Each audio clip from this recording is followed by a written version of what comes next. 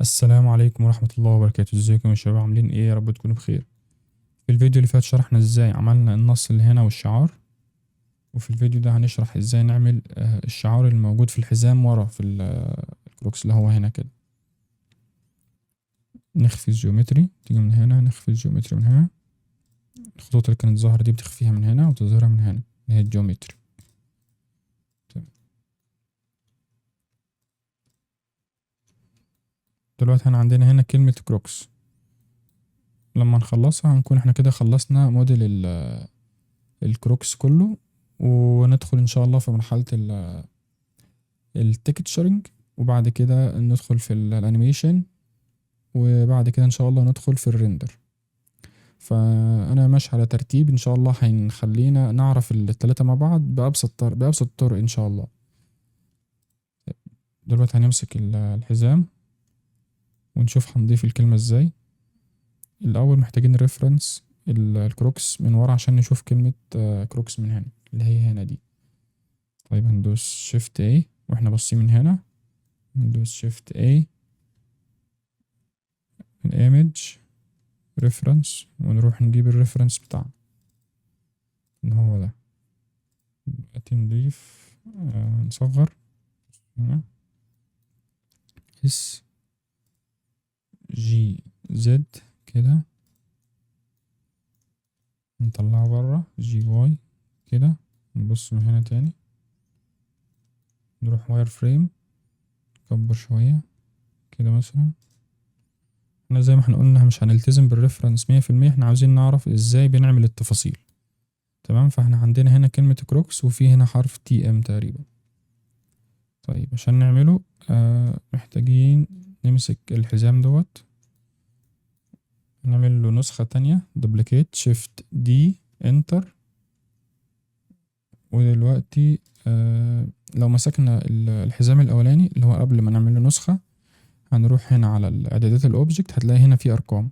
الارقام دي هنحتاجها بعدين، عشان كده احنا عملنا دوبليكيت. فاحنا هندوس دبل كليك كده، احنا مسكنا النسخة الجديدة. لو بصيت هنا في الاوتلاينر هتلاقي دي النسخة الجديدة. تمام. مع الريفرنس ندوس سلاش، بالظبط دي النسخة الجديدة. حتى هتلاقي لونها متغير عن النسخة اللي كانت الأولى يعني. بص من هنا. طيب قبل ما نشتغل هنمسك الحزام ونروح على الأوبجكت، نخلي الأرقام دي أصفار، صفر صفر كده. لما تدوس كليك وتسحب لتحت كده وانت دايس، هيعمل لك سيلكت للتلات صفوف دول. دلوقتي تدوس زيرو وانتر. خلاص تمام، ده اللي احنا عاوزينه. نبص من هنا نشوف هنعمل ايه. نمسك الحزام، ندخل edit mode. اول حاجة هنمط الشكل بتاعنا، الجزء اللي هنا ده هنفرده شوية لفوق وشوية لتحت عشان خاطر نوسع لمكان الكلمة اللي هتكون هنا. فاحنا هنروح واير فريم ونظهر الفيرتكس، نمسك الجزء ده كده واس زد. ممكن تدوس شيفت عشان تقدر تتحكم في الحركة كده مثلا. نروح سوليد تاني، نشوف محتاجين نوسع الحزام اللي جوه الصغير ده. دلوقتي ندخل edit مود تاني، نظهر الواير فريم ونمسك الجزء اللي جوه ده، نتأكد ان احنا عاملين سيلكت صح. اس زد كده مثلا، بالظبط ده اللي احنا عاوزينه. زي ما احنا قلنا احنا مش هنلتزم بالريفرنس اوي، احنا عايزين نعرف بس بنعمل التفاصيل دي ازاي. تمام. نمسك الحزام ونعمل له دوبليكيت تاني، شيفت دي انتر. دلوقتي بقى عندنا نسختين فوق بعض. تمام. هنمسك واحدة منهم مع الريفرنس وندوس سلاش سلاش تاني عشان يخفي لنا كل حاجة، ونبص هنا. طيب دلوقتي هنمسك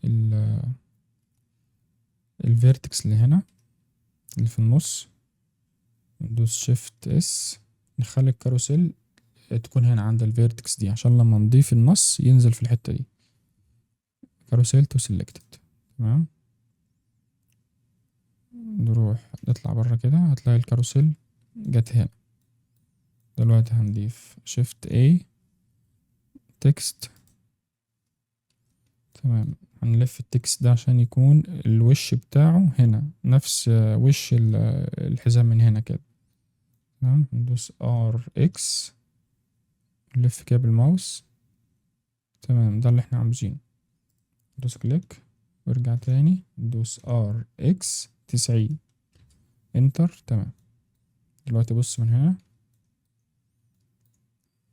التكست ده ليه سنتر بوينت. السنتر بوينت بتاعته احنا عاوزينها في نص الكتلة بتاعته، اللي هي النقطة الأورنج الصغيرة اللي هنا دي. طيب، واحنا ماسكين التكست هنروح على إعدادات التكست من هنا، ننزل تحت شوية نخليه alignment center ونخليه middle. بالظبط كده الكتلة أو السنتر بوينت بقت في نص كتلة التكست بالظبط. نغير الفونت عشان يكون راوند زي اللي في الريفرنس، يعني ما فيهوش حدود حادة زي كده. نروح هنا، من هنا بنغير الفونت من فونت، من هنا بتدوس على دي، ونفس الفونت اللي اشتغلنا بيه في النعل نشتغل بيه هنا. ممكن تحت شوية.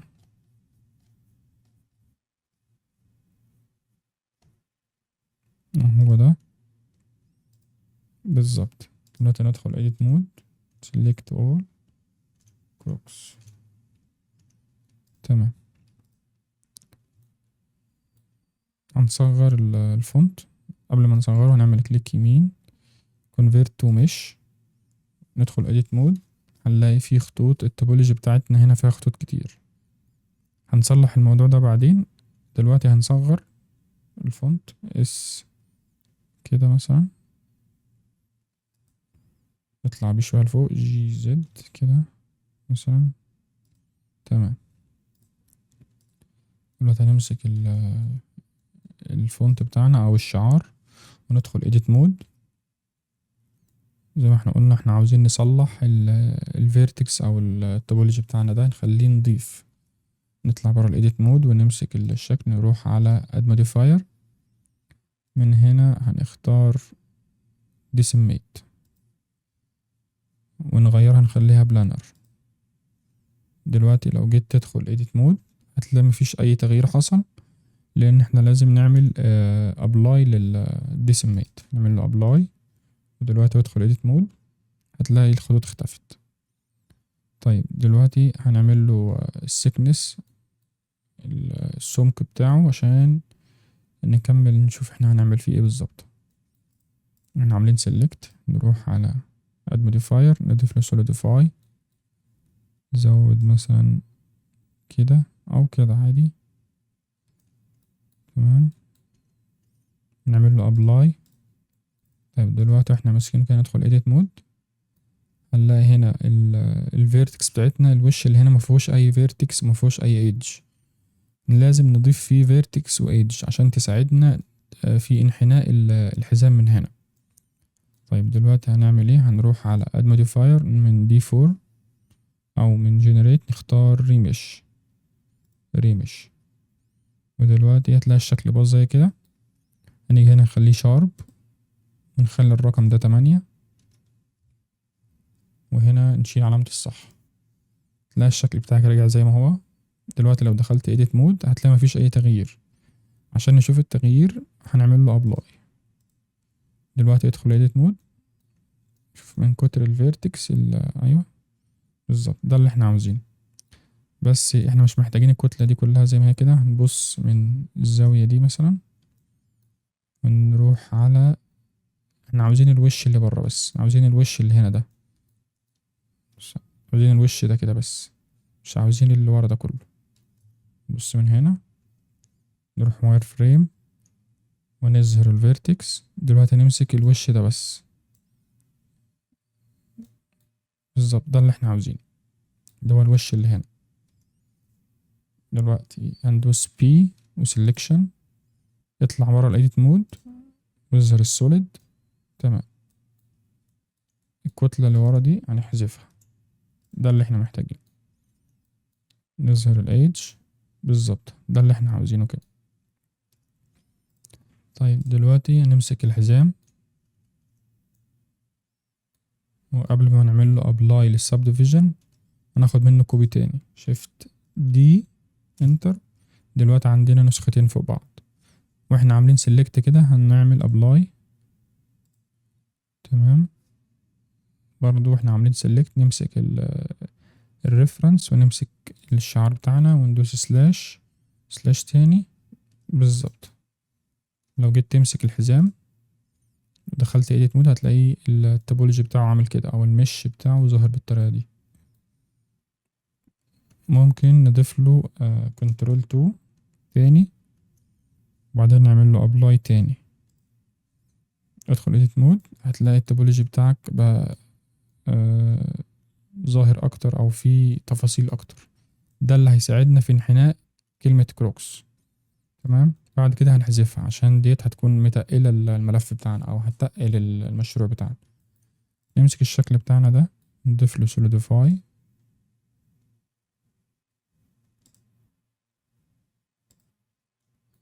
نتحكم كده مثلا او كده عادي. دلوقتي هنضيف له، او قبل ما نضيف له السوليديفاي، او خليه زي ما هو بالسوليديفاي. دلوقتي هنمسك الشكل بتاعنا نروح على دي فورم، نختار شرينك راب من هنا، ومن التارجت هنحدد الحزام بتاعنا كده. بس الكلمة فيها مشاكل، هنروح على الاعدادات الشرينك راب من هنا نخليها اوبجكت. تمام، ونشيل ونعلم على نيجاتيف. ممكن نخلي الشرينك راب فوق كده. بالظبط، خلي الشرينك راب فوق والسوليديفاي تحت. تمام، دلوقتي مثلا هنروح على السوليديفاي نخلي دي لبره، نغير الاوفيس نخليها لبره من هنا كده، نزود دي كده مثلا. بالظبط، ده اللي احنا عاوزينه. انت ممكن تتحكم في الشكل بتاعك براحتك. طيب دلوقتي هنعمل له ابلاي للسوليديفاي كده من هنا. لا، نرجع كنترول زد، ابلاي للشرينك راب الاول، وبعدين ابلاي للسوليديفاي. نمسك الشكل. بالظبط، ده اللي احنا عاوزينه. طيب عاوزين ننعمه ما يكونش فيه الخطوط او الحدة اللي هنا دي. احنا عاملين سيلكت، هندخل edit مود ونحدد تحديد الايدج 2 من الكيبورد فوق، الارقام اللي فوق. ودلوقتي هنروح على سيلكت، من هنا نختار شارب ايدجز. تمام، نتأكد ان هو عامل سيلكت صح. تمام، في هنا دول مش عاوزينهم، احنا عاوزين نحدد الحواف اللي بره بس. نروح واير فريم. بالظبط، اللي عايزين الحواف اللي بره بس، مش عاوزين اي ايدج في النص بينهم. تمام، دلوقتي روح سوليد، ومن هنا اختار او اعمل كنترول بي، نعمل له بيفل كده، وندوس شيفت وانت بتسحب عشان تقدر تتحكم. عاوزين حاجة بسيطة مثلا زي كده، ومن هنا هنخلي الميتر اوتر نخليها ارك.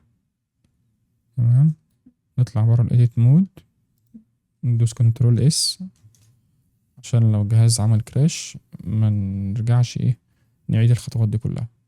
كنترول اس تاني، نتأكد ان احنا عاملين كنترول اس كويس. تمام، دلوقتي نمسك النص بتاعنا ونضيف له سب ديفيجن كنترول 2. بالظبط، دلوقتي هنضيف له تنعيم اكتر.